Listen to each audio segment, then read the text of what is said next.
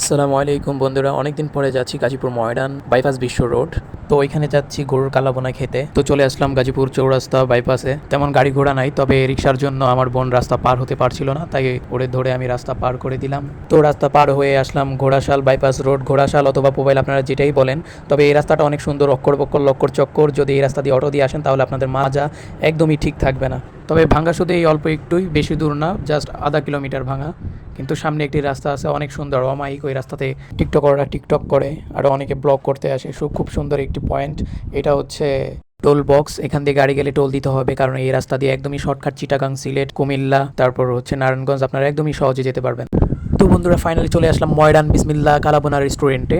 তো আসুন আপনাদেরকে ভিতরের দৃশ্যটা আমি দেখাই। যে তো ভিতরে খুব অমায়িক একটি জায়গা, খুব সুন্দর পরিবেশ, বিশাল একটি রেস্টুরেন্ট। আমরা একদমই ভিতরে চলে যাব। ভিতরে খুব সুন্দর একটি জায়গা আছে, আপনাদেরকে আমি দেখাবো, আসেন আমার সাথে। এখানে না হলেও একসাথে 500 জন মানুষ খেতে পারবে।